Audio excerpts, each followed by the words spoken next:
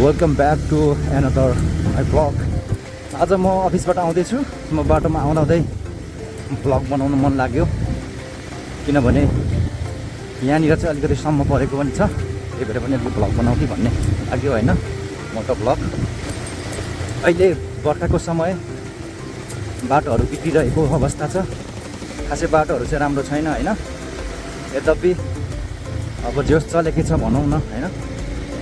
त्यसले संहिता पाएपछि जब स्थानीय तह आयो तब यो रोड पहिलोचोटि खनिएको थियो। लगभग यो रोड खनिएको 5 वर्ष पुरा भइसकेको छ। हालसम्म यो रोडलाई चाहिँ खासै स्तर उन्नति गरिएको छैन। यद्यपि अब चाहिँ भने यसको स्तर उन्नति गर्नुपर्ने देखिन्छ। 32 फर्केको अत्यन्तै अप्ठ्यारो बाटोहरू छ।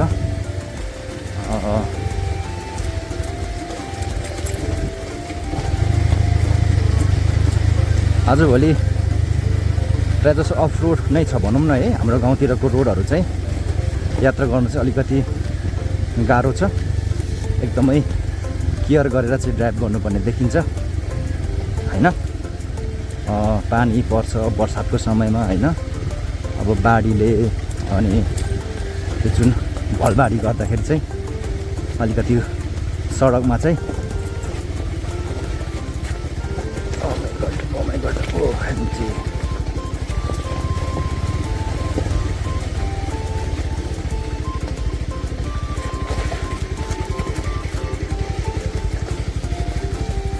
अत्यन्तै गाह्रो छ मित्रहरू ड्राइभ गर्नु। विशेष गरी यो सडकमा रोडाहरू निस्किरहेको छ। त्यही भएर चाहिँ एकदम बाइक चाहिँ उफार्ने होइन। अगाडिको चक्का चाहिँ एकदमै यताउति उफारिरहेको हुन्छ। एकदम गाह्रो छ होइन। र पनि ड्राइभ त अब गर्नै पर्छ। बर्सातको समयमा पानीको भेलबाढीले गर्दा चाहिँ सडकमा विभिन्न किसिमको यो ढुङ्गा मुढा टुपानीदेखि लिएर सडकमा चाहिँ पुराहरू ढुङ्गाहरू निकाल्ने गरेकोले गर्दा ड्राइभ गर्नु अत्यन्तै गाह्रो भएको महसुस चाहिँ भइरहेको छ। हाम्रो गाउँको रोड यस्तै छ है मित्रहरू, हेर्दै गर्नु होला है त।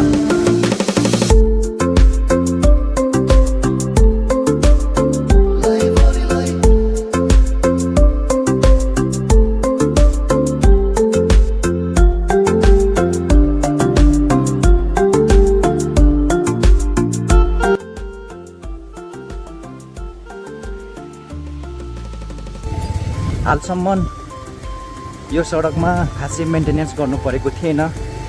सामान्य कुलेसो खन्नुदेखि लिएर सामान्य झारीहरू सफा गरे मात्रै भए पनि पुग्ने थियो। तर अब भने चाहिँ यो सडकमा विशेष गरी मेन्टेनेन्स गर्नुपर्ने चाहिँ देखिन्छ। पक्कै पनि भोलिको दिनमा स्थानीय सरकारले यसलाई मध्यनजर गर्दै मेन्टेनेन्स गर्ने नै छ भन्ने विश्वास राख्दछु।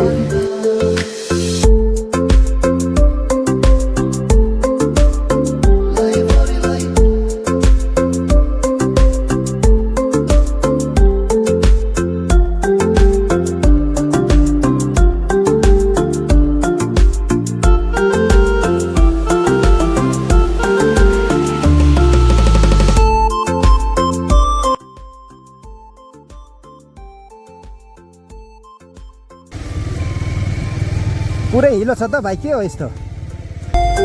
कहाँ पुगेर आउनुभयो? हेर्दै गर्नु भाइ।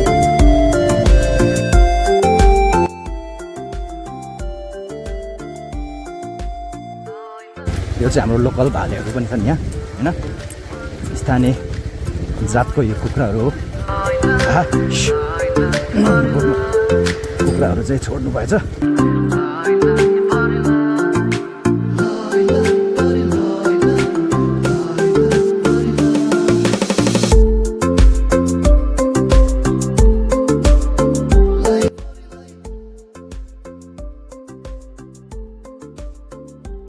बर्सातको समयमा यो अर्थन रोडमा चाहिँ यात्रा गर्न अत्यन्तै कठिन हुने क्या होइन। अब बाढी आउँछ, अब पानी पर्छ।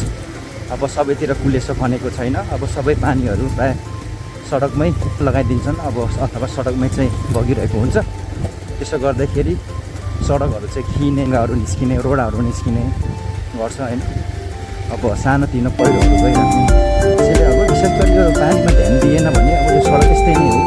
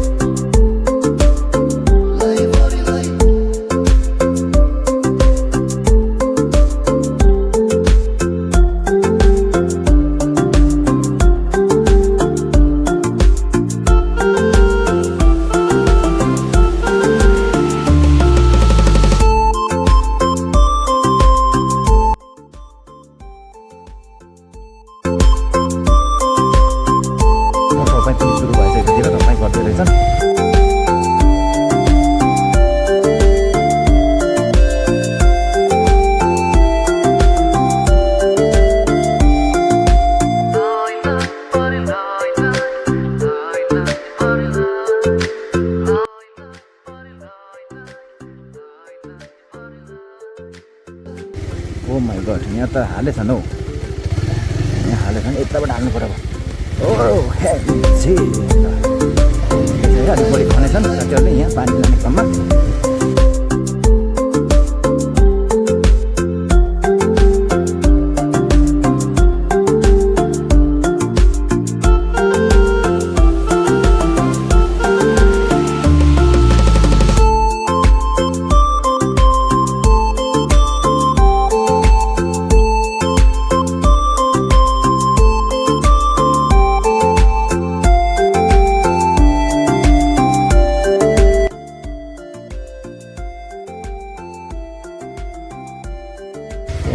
हिलो छ मिटरहरू, हिलो छ है, एकदम हिलो छ मिटरहरू होइन।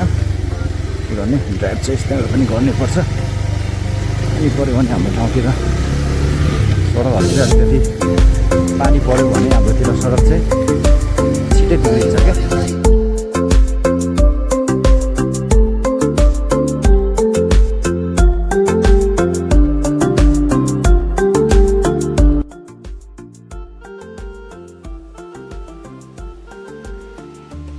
आजको मेरो मोटो भ्लग चाहिँ अब लगभग अन्तिम चरणमा आइसकेको छु है।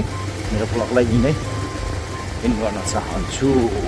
Keep watching, keep loving and keep supporting है त।